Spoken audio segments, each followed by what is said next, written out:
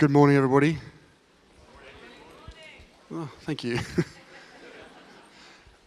In 1957, the Soviet Union launched Sputnik, the world's first satellite, marking humanity's first stride into the vast expanse of space. And then in 1961, we witnessed a monumental achievement as Yuri Gagarin became the first human to journey into space, a feat that captured the imagination of people around the globe. And of course, we cannot forget 1969, when American astronauts Neil Armstrong and Buzz Aldrin made history with the first successful human landing on the moon, a triumph that showcased the boundless potential of human invention and spirit. Over the course of our history, humankind has dared to exceed the limitations of possibility. We've dreamed the inconceivable. We've built the unimaginable. And as a result, we live in a time where accessibility to everything, everywhere, all at once, rests in the palm of our hands. Yet, while we celebrate global achievements and their impact, there is still critical work to do. And so, I stand before you today to speak about the pervasive threat that our online world poses to us, especially our children, if we allow the status quo to remain. In an age where our lives are intertwined with technology, we cannot afford to only see the online world as a space for profitability, competition, and rapid growth. Instead, we must come together to ensure the digital space is one that fosters well-being, connection, and hope. Young people today are disproportionately affected by negative experiences online and mental health issues stemming from their digital interactions. They know it. The statistics prove it. They're navigating an environment that is often hostile and overwhelming. Reports of anxiety, depression, and social isolation linked to these platforms have surged in recent years, creating a crisis that cannot be ignored. These challenges are compounded by the relentless spread of unreliable and unfounded information, leaving many feeling isolated, confused, and scared.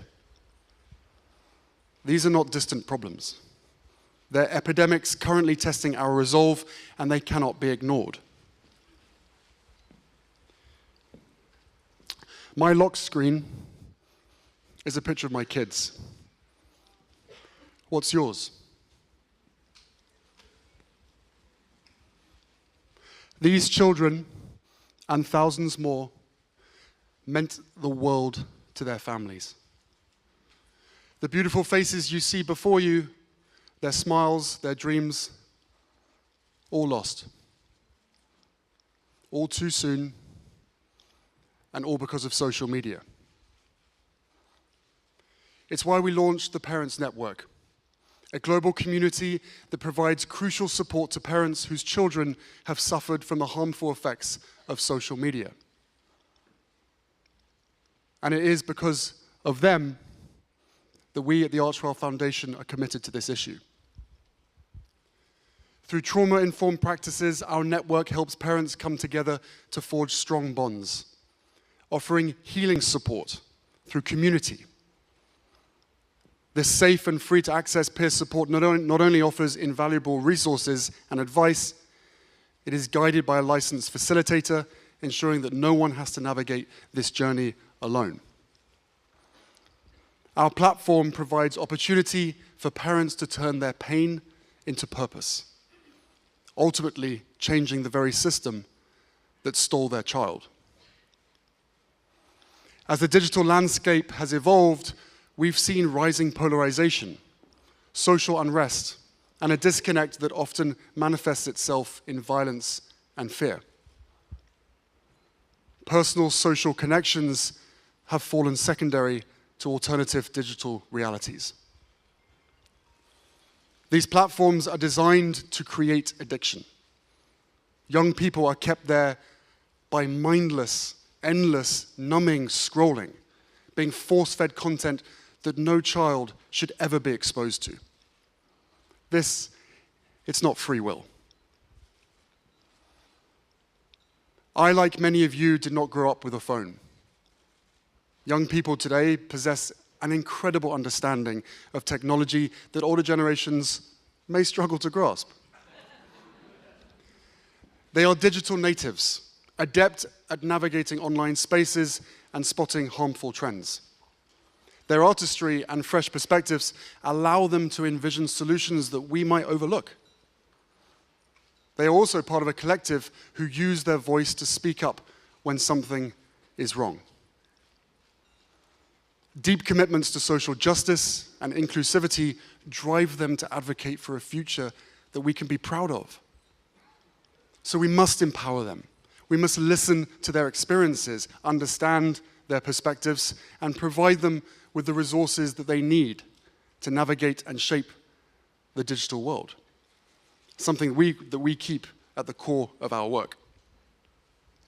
We must raise them to know that IQ without EQ will always fall short. We must provide them with spaces to innovate and advocate for solutions that prioritize safety, respect, and empathy. And while we embolden both youth and parents to be in the conversation, we must also hold those in power accountable. The first ever global ministerial meeting focused on ending violence to children will take place in Colombia this November. And it is where, for the first time, there can be global agreement on prioritizing child safety and protection online.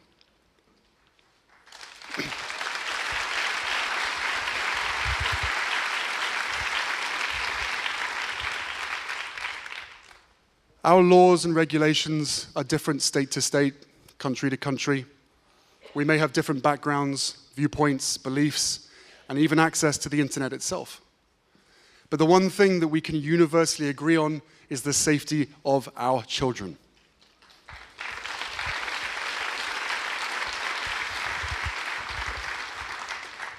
So why do the leaders of these insanely powerful social media companies still refuse to change? Why are we holding them to the lowest ethical standards? In any other circumstance, a business would commit all resources to fixing the bug. Instead of providing parents with more tips and tricks for navigating hostile environments, shareholders need to demand change.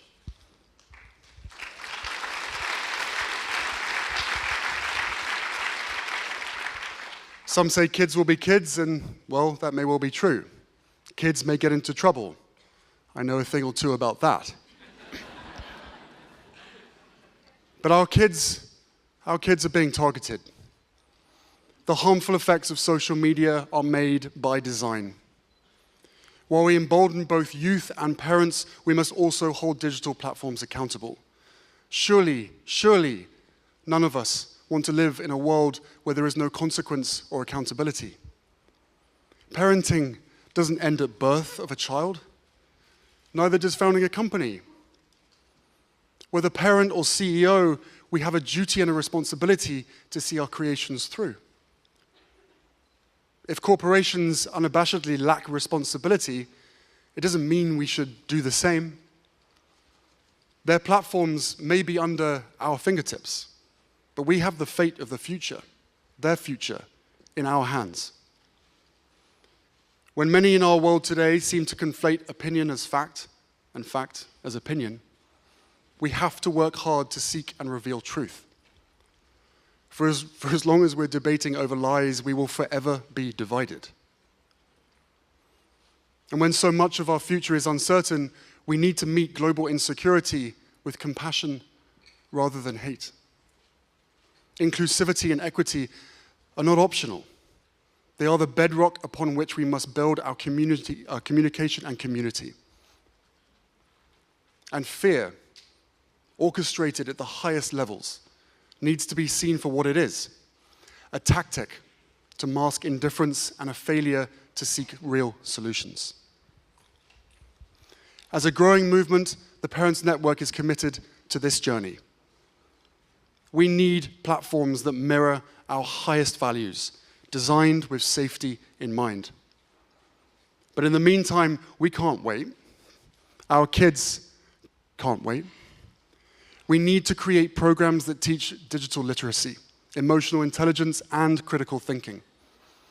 We need to equip our youth with the skills they need to identify and combat online threats. We need a better digital future, one that we all deserve. We were promised a human experience. Instead, we've been a human experiment. This is an invitation to each and every one of you to open your eyes, ears, and hearts to these realities and to channel our power, resources, and intelligence toward meaningful action. All we have today, in this moment, stems from the defiance of boundaries we once thought existed. We've split the atom. We've walked on the moon. We are more than equipped to tackle this. The future of our world and our youth depend on it. We all just need to want it enough. And I know that I do. Thank you. Just need to want it enough. And I know that I do. Thank you.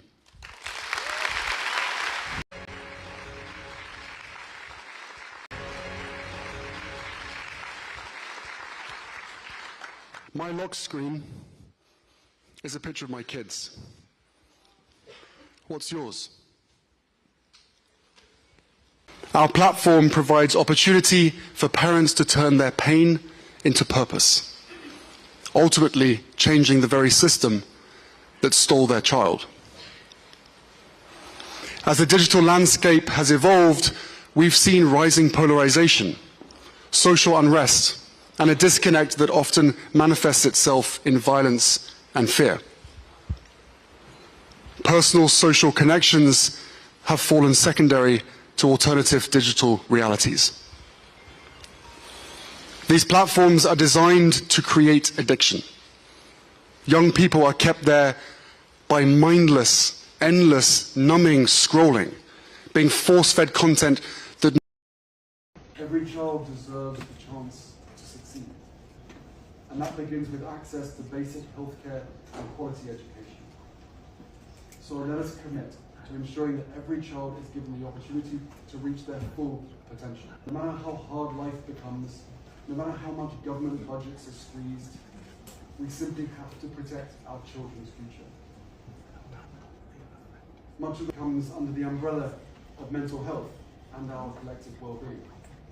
And the rising rate of suicide among young people in Lesotho and around the world weighs heavily on my heart, as I'm sure it does on yours too. Good mental health, mental fitness, is not a luxury. It is a necessity for every single one of us. More so, perhaps, for our decision makers and those sitting in positions of power and influence. Addressing this issue requires not only global action, but also the courage to break the stigma. Let us also remember the power we have to create and change. And let's get to it. A safer world is possible, and together we can and will make it happen. Thank you.